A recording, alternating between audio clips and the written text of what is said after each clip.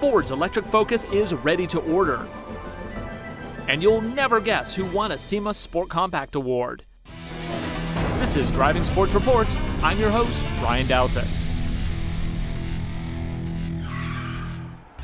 If you've been waiting to get your hands on an all-electric Ford Focus, today is your day. Ford launched its virtual build and order tool. Let's take a look. Pricing starts at $39,200. Pick the one transmission, upgrade the paint. We'll go with blue candy for $395. Then choose an interior. I like leather. Another $1,000, and there you go. $41,385 for an electric Focus. A $7,500 government credit brings the price down to a more palatable $33,885. The vehicle itself is pretty much loaded when it comes to features.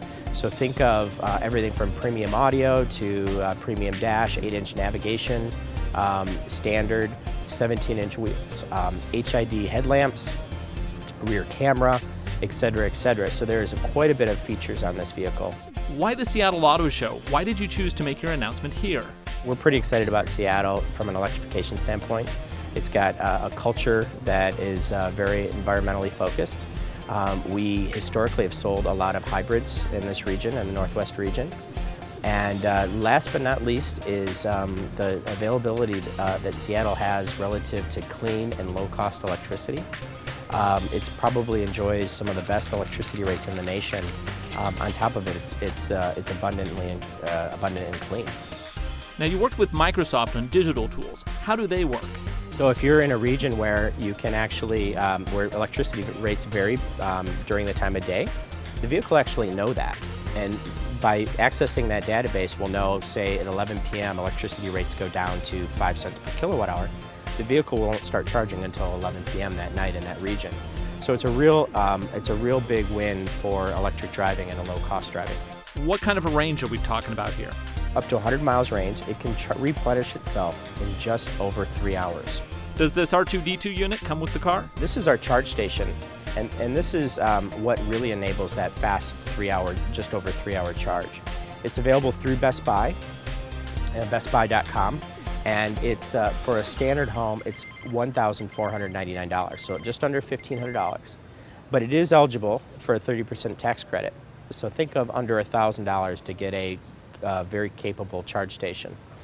I might also note that the connector that all of the automotive manufacturers have agreed on is the standard J1772 connector. So anywhere you go in the public charge stations or in the home, they're all going to be the same connector and the same communications protocol. How does this Focus Electric compare to the Nissan Leaf, which is already pretty popular in Seattle? We've added more features. We also have a charge time that is twice as fast. So the nice thing, think about it, I like to define a new term called miles per hour. Most people think of that as speed.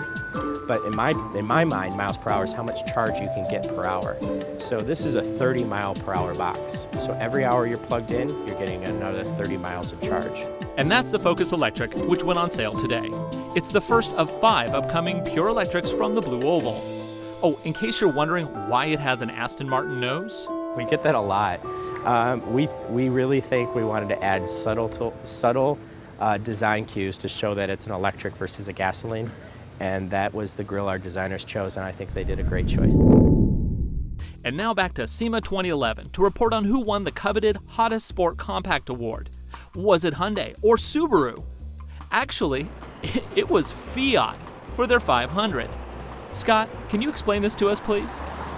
Whoever has the most in booths gets the SEMA award. And so Fiat kind of blew us away because we had very few project vehicles, 2, as I said, but SEMA, selected, or when they counted, Fiat 500. So it's we're very pleased, and that's a trend. That basically says that this car is being accepted by the aftermarket. They feel that it's worth investing in customizing because that's where it's going. So very pleasantly surprised, huge award, very excited for that. In LA in a couple weeks, we're going to show the Abarth version, the performance version, highly anticipated. We're also, late next year, we're still on track for the electric version. So Fiat realizes that they can't let it die on the vine. They got to keep it fresh, they got to keep new exciting things coming, and they've got a whole product cadence of some cool stuff coming. For more, you can visit us at drivingsports.com. I'm your host, Ryan Douthit. Thanks for watching.